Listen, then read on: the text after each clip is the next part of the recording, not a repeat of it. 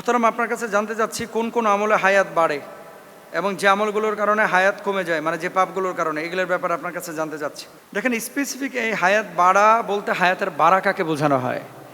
এমন না যে কাজগুলো করলে আপনি 500 বছর বাঁচবেন, না। নবীজি সাল্লাল্লাহু আলাইহি সাল্লাম বলেছেন, আমার উম্মত অধিকাংশ 60 বছরের নিচে হায়াত পাবে। এই জন্য মানুষ এখন দেখবেন যে অধিকাংশ 60 বছর আগেই স্ট্রোক করে মারা যাচ্ছে, তাই না? এখন হায়াত বাড়ে কোন আমলগুলোয়, এগুলো বললেই বুঝবেন যে কোন আমলগুলোই কমে, কারণ এগুলো যারা করে না তাদের হায়াত কমে, মানে হায়াতে বারাকা কমে যায়। অনেকে দেখবেন 22 বছর, 24 বছর, 30 বছর হায়াত পেয়ে এত বেশি কাজ করছে যে কাজগুলো একজন মানুষ 100 বছর হায়াত পেয়েও করতে পারে না। এটা বারাকা। তো হায়াতের মধ্যে বারাকা চাইবেন, হায়াতের মধ্যে বারাকা এটা প্রত্যেকটি মানুষ চাইবেন। 1 নম্বর,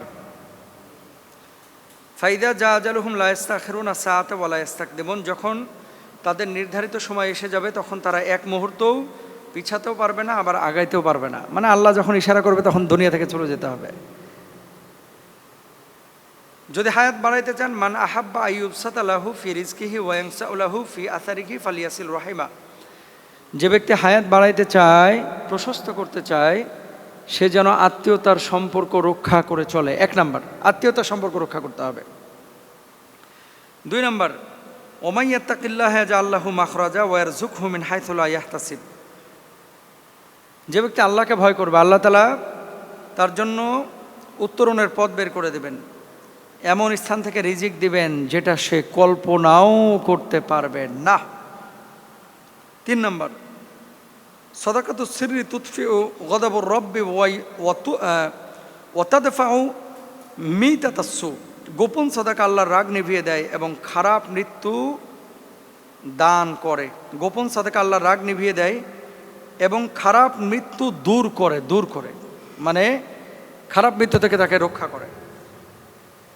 এরপর হচ্ছে পিতামাতার খেদমত কেউ যদি করে তাহলে আল্লাহ সুবহানাহু ওয়া তাআলা তার রিজকে এবং হায়াতে প্রশস্ততা দান করেন।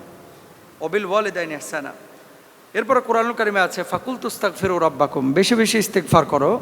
ইস্তিগফার বেশি বেশি করলে ইউরসিলিস সামা আলাইকুম মিদরারা, তাই না? লা ফাতাহনা আলাইহিম বারাকাতিম মিনাস সামা, আসমান থেকে বারাকার দরওয়াজা আপনার জন্য উন্মুক্ত করে দেবে এবং আল্লাহ তাআলা আপনার রিজকে প্রশস্ততা দেবে ইনশাআল্লাহ।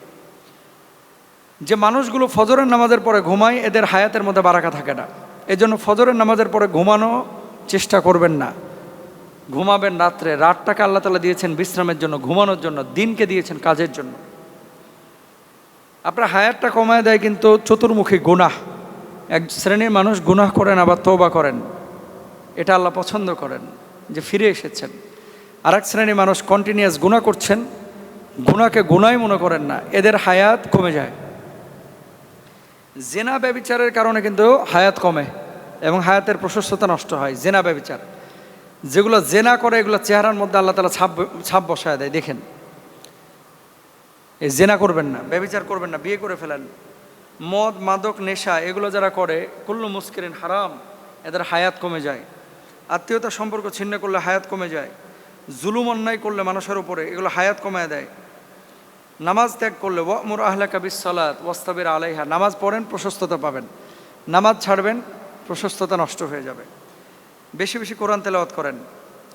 আর হায়াতের বারাকাটা কি? খয়রুন নাসি মান তালা উমরুহু ওয়া হুসনা আমালু, সর্বোত্তম মানুষ তো সেই যার আয়ু দীর্ঘ এবং আমল উত্তম। নবীজি এটা বলেছেন। এই জন্য হায়াতের মধ্যে বারাকাটা আনার কল্পনা, দোয়া সব কিছু করেন। শুধু বেশি দিন বেঁচে থাকা এটা প্রশংসনীয় না। বাঁচুন কম বা বেশি, কিন্তু আমলের সাথে বাঁচুন। আল্লাহ তৌফিক দান করুন।